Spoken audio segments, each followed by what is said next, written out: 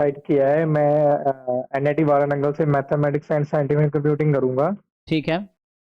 तो सर वैसे अभी तो मेरा फोकस प्लेसमेंट ही रहेगा, बट इन फ्यूचर अगर मेरा मतलब मन उस कॉर्पोरेट में नहीं लगता, मतलब वो मेरा इंटरेस्ट नहीं होगा, तो मैं आईएएस या फिर आरबी का सोचूंगा इसके बाद।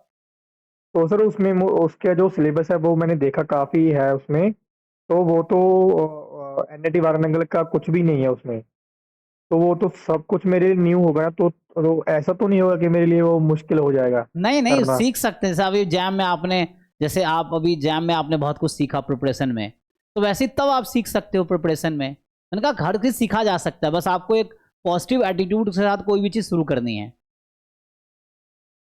जैसे आपका ग्रेजुएशन क्या मैथमेटिक्स था ना, ग्रेजुएशन में स्टैटिस्टिक्स था ग्रेजुएशन के नहीं सब्जेक्ट में, सर, मैथमेटिक्स नहीं में ना, था। तो आपने इतना स्टैटिस्टिक्स सीखा है ना, एक साल के अंदर इतना कुछ सीखा है, और फिर भी आपने बहुत सारे बच्चों से अच्छा परफॉर्म किया है कंपेटिवली इतने कम टाइम में, ये है। तो वैसे ही आगे भी एफर्ट्स करोगे तो सीख लोगे, वैसा है। तो वहाँ पे जो भी पढ़ाएंगे मैथमेटिक्स कंप्यूटिंग ज़्यादातर है ना, कॉर्पोरेट लेवल को कोर्सेज, कॉर्पोरेट के लिए कोर्सेज हैं वहाँ पे। नो प्रॉब्लम से आरबीआई में ये सब डायरेक्ट हेल्प करेगा। अगर आप आरबीआई के सिलेबस देखो और अपना देखो तो उसमें कुछ कॉमन आएगा आपको, वो है उसमें कुछ है ना, मशीन लर्निंग ये सब है, वो आ जाएगा। और उसमें आप अलाउड रहोगे। बाद में आईएसएस ये सब करोगे तो उसके लिए भी आपको फिर तो तैयारी करनी है तो हो जाएगा, उसमें सीख सकते हैं ना। मैं कभी भी इतने लोग हैं जो स्विच कर लेते हैं चीज़ें। जैसे अभी इकोनॉमिक्स की हम बात कर रहे थे, जैसे मान लो एक एग्जांपल आपने नाम सुना होगा रघु राम राजन का, तो सुना आपने?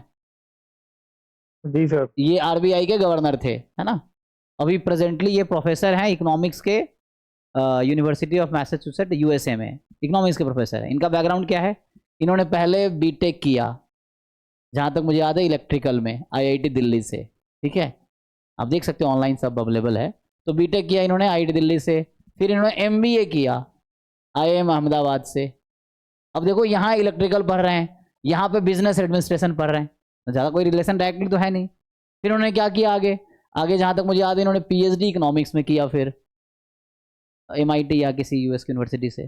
तो यहाँ इन्होंने मैनेजमेंट पढ़े, अब यहाँ इकोनॉमिक्स में पीएचडी किया इन्होंने, I think may be MIT या फॉरेन इसके आसपास से, मैं श्योर नहीं, देख लेना ऑनलाइन। मैं बता रहा हूँ कैसे फील्ड चेंज हो रहा है, इलेक्ट्रिकल था, मैनेजमेंट था, फिर इकोनॉमिक्स हो गया, बाद में इकोनॉमिक्स का भी प्रोफेसर हैं, बीच में उनको आरबीआई का गवर्नर बनाया गया था वापस, जब टेनियर था पूरा करके फिर वापस चले गए वहीं पे।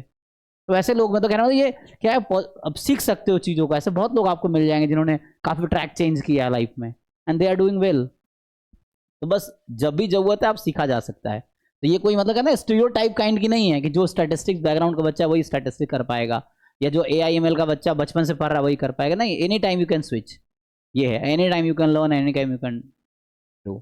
तो उससे कोई दिक्कत नहीं है, आप एडमिशन लो, देन वहाँ अच्छा परफॉर्म करो, उसके आगे मतलब कहीं भी आगे जाओगे ना उसके आगे रास्ता रहेगा, कभी बंद नहीं होगा। ऐसा नहीं होगा कि कोई ऐसा रास्ता ब्लॉक हो जाएगा, ऐसा नहीं होगा। उसके बाद आगे अलग अपॉर्चुनिटीज़ खुलेंगी आपके लिए। आप वहाँ जाओगे, मान लो एनआईटी वारंगल आप जाओगे, तो वहाँ आपको और अलग अलग रास्ते दिखें, जब वहाँ लोग आपके साथ जो लोग होंगे, जो फैकल्टीज़ होंगे, है ना, तो वहाँ आपके पास और बहुत सारे लोग होंगे, जो आपको पता चलेगा कि अच्छा ये रास्ते हैं इस कोर्स के, ये रास्ते हैं। तो जब हम उस रास्ते पे जाएंगे तो पता चलेगा कि उसके आगे क्या है, इस तरह से हैं। तो ये just exploring kind of life हो गया ना, एक्सप्लोर करने का। एक्सप्लोर करने में कोई दिक्कत नहीं है, तो यू कैन ट्राई। सर जैसे बॉम्बे एंड कानपुर में एमएससी स्टैटिस्टिक्स का सिलेबस है, तो वो तो भी वो 100% सिलेबस तो नहीं कवर करता होगा आरबीएस वही आईएसएस का। वो 100% सिलेबस, नहीं कवर करता होगा ना अच्छा आरबीआई का। मतलब कह रहा हूँ कि एमएससी के बाद 100% नहीं करना पड़ता होगा, क्योंकि पहले से जानते हैं वो, इसीलिए ऐसा कह रहे हैं। हाँ सर, वो सिलेबस कवर मतलब पूरा सिलेबस है एमएससी में है क्या आरबीआई वाला? नहीं, ऐसा। हाँ, और पूरा तो नहीं है, उसमें बहुत सारी कुछ नया चीज़ें आप देखो वहाँ पे है। 100% तो नहीं है, कुछ चीज़ें वहाँ भी नया है। अब जो अच्छा आरबीआई सर। क्या किया है, मैथमेटिक्स के बच्चे भी अलाउड हैं, स्टैटिस्टिक्स के भी अलाउड हैं, कंप्यूटर डेटा साइंस वाले अलाउड हैं, 3 बैकग्राउंड के लोग अलाउड हैं।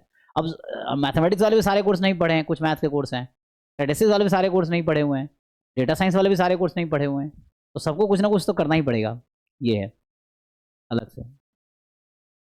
Okay sir. Hmm. Thank you.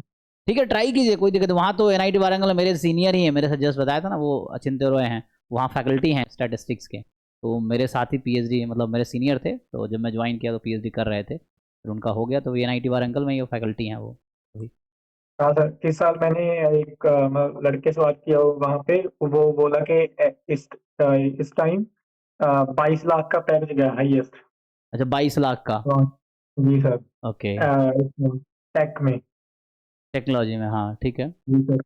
उसमें इस साल बोला कि काफी अच्छा प्लेसमेंट रहा है इनका, 100% के अराउंड। तो बढ़िया है, 100% है तो वही ना।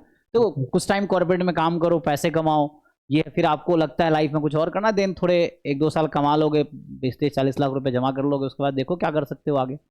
ये है कि फिर उसके बाद you can explore something. Life ऐसे ही है, जिंदगी भर कुछ ना कुछ है ना, ट्राई कर सकते हो।